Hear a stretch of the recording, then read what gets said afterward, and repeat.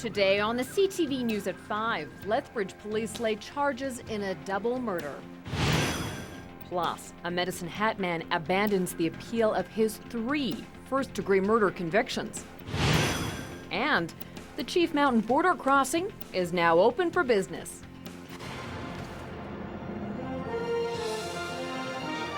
CTV News with Jackie Scantlebury.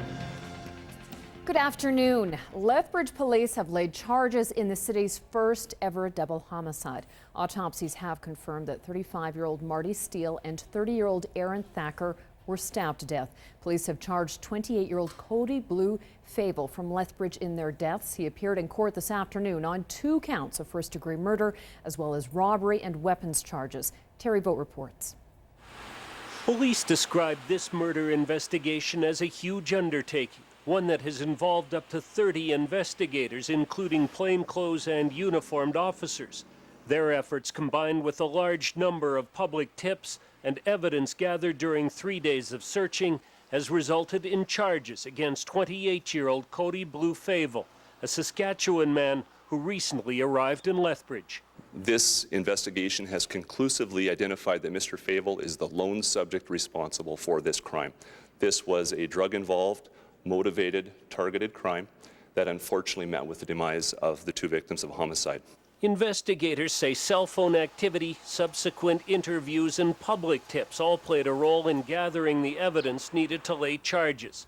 Fable was arrested without incident Monday afternoon at a residence in the 1300 block of 23rd Avenue North, not far from where Aaron Steele and Marty Thacker were found dead from knife wounds. Charges may be laid in this case, but the investigation is far from over. Police say they're still seeking public information on the activities and whereabouts of Cody Fable and the 2 victims in the minutes and hours leading up to the murders. There are no allegations that Fable has gang connections, but police say he does have a history that includes serving jail time for violent crimes. And they say this double homicide should serve as a strong warning about the dangers and growing risk that comes with drug involvement. So if the message going forward from this investigation is that drugs are an issue in this city, and as long as people are involved in them, there's potential for violence. Absolutely. We prove that case after case. Terry Vogt, CTV News, Lethbridge. Fable does not yet have a lawyer. He has been remanded in custody until his next court appearance on May the 23rd. A Medicine Hat man convicted of killing his girlfriend's parents and little brother has abandoned his appeal for his 3 first-degree murder convictions. Jeremy Steinke, who now goes by the name Jackson May, indicated back in January that he wanted to appeal his conviction, but he never hired a lawyer and tried to navigate the appeal process by himself. Steinke is serving 3 life sentences for the brutal murders of his 12-year-old girlfriend's parents and 8-year-old brother in Medicine Hat in 2008. And the family of a Southern Alberta youth worker who was murdered 10 years ago says the death of yet another caregiver is raising more questions about safety standards for people who work in homes or group settings. A 17-year-old boy is charged with second-degree murder, accused of killing Diane McClements at a group home in Camrose. Karen Collier says McClement's death shows that women shouldn't be working alone. Collier's daughter, Charla, was beaten to death and sexually assaulted while taking a 14-year-old boy on a walk in the Lethbridge River Valley in 2002. At the time, Collier was working at a group home for children with fetal alcohol syndrome. A fatality inquiry 3 years ago resulted in 13 recommendations to prevent similar incidents, but Karen Collier says the murder in Camrose makes her wonder if anything's been learned over the past 10 years. When are they going to get it right? When are they going to learn? Yesterday was a hard day. It rattles you. We're rattled, you know. And of course, we know what those families are going to be going through, and it's not easy. Collier says her daughter would have been 30 years old on May the 3rd. And a young boy tragically killed on the Blood Reserve last week is being laid to rest tomorrow. Leander Stevie Manyfingers died when he was run over by a school bus. The bus was being driven by the boy's father. Blood Tribe police say he was headed home from school around noon last Wednesday. It appears he got off the bus at the wrong stop and quickly realized his mistake, tried to get back on the bus and was hit.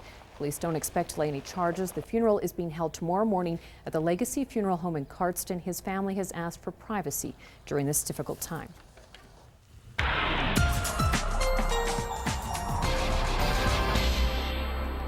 Dory Rossiter, we've got some nice temperatures today, but heading into some showers now for the rest of the week, it looks like. Yeah, it does, but it looks like the first half of the weekend will be the damp half, and the second half of the weekend will be the sunny and mild. So we're getting off kind of on a 50-50 deal. There have been some May-long weekends where we woke up to snow on Saturday morning, and it remained that way for the entire weekend. So this is your cup is half full weekend coming up, and I'll have more details coming up in a couple of minutes.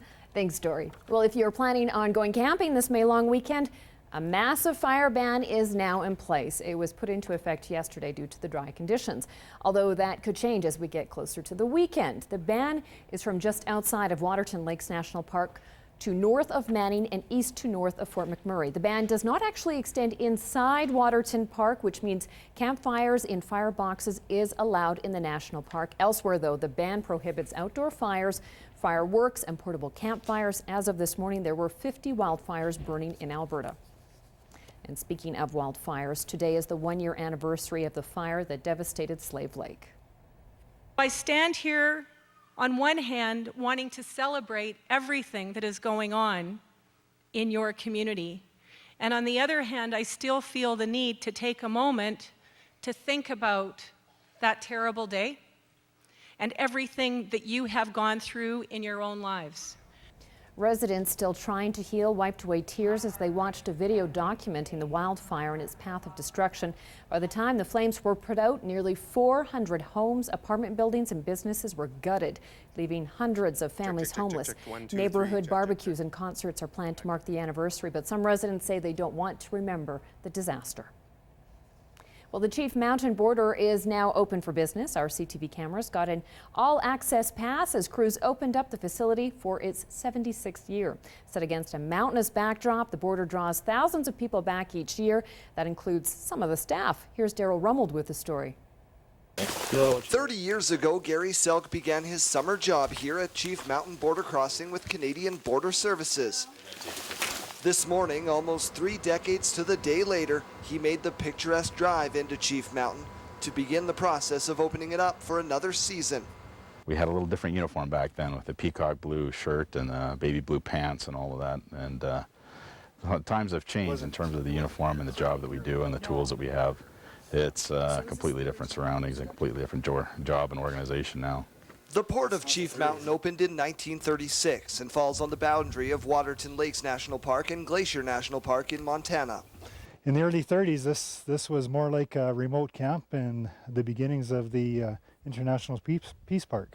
At 5,649 feet, it has the highest elevation of any border crossing in Canada and for obvious reasons has long been coined one of Canada's most scenic ports of entry. Because of harsh winters and high elevation, this particular port is only open between May and September. But during that time, this port will see as many as 70,000 people pass through its gates. To prepare for those volumes, technicians and border officials have been working hard over the past week, opening offices, cleaning windows, preparing the on-site generator for another season, making repairs to the facility itself, and getting reacquainted with scanning equipment, designed to check suspicious packages quickly and effectively.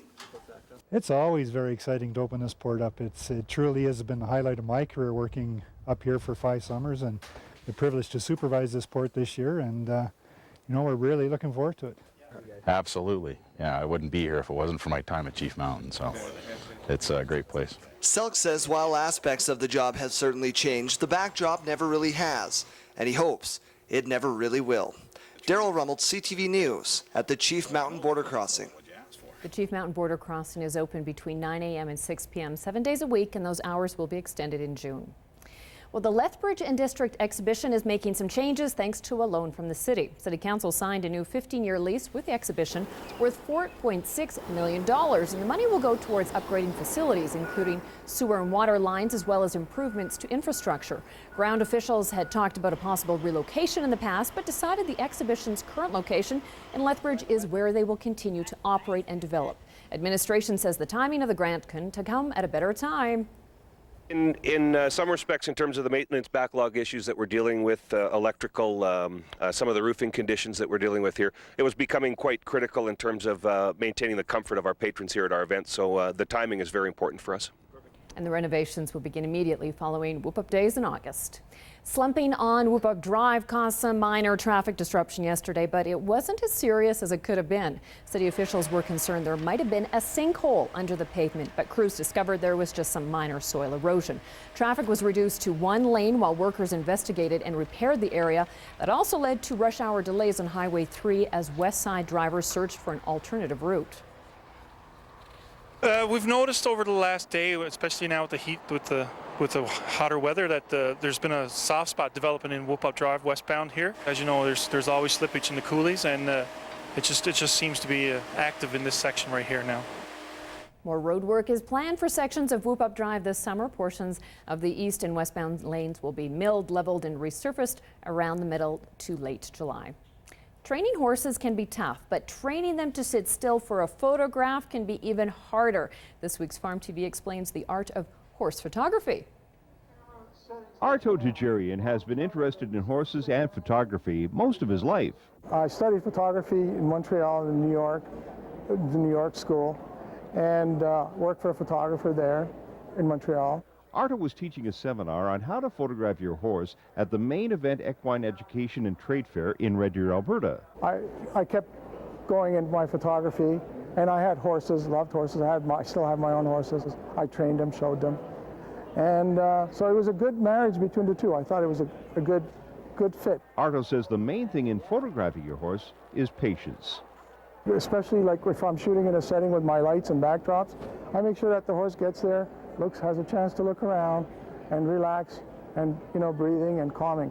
Just if you're yanking on his face and you're beating on him, trying to get him, you're not going to get those soft, look that horse you want. You just those eyes and the expression's got to be, that's what I look for anyway.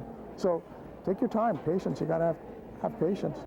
And I try to do that with my pictures, and I've had lots of people come and look at the pictures and they think it's paintings. They think, and I think that's a compliment, I guess. Farm TV is brought to you by DA Building Systems. And now to the markets, where the uncertainty in Greece has caused a lot of a down day across the board.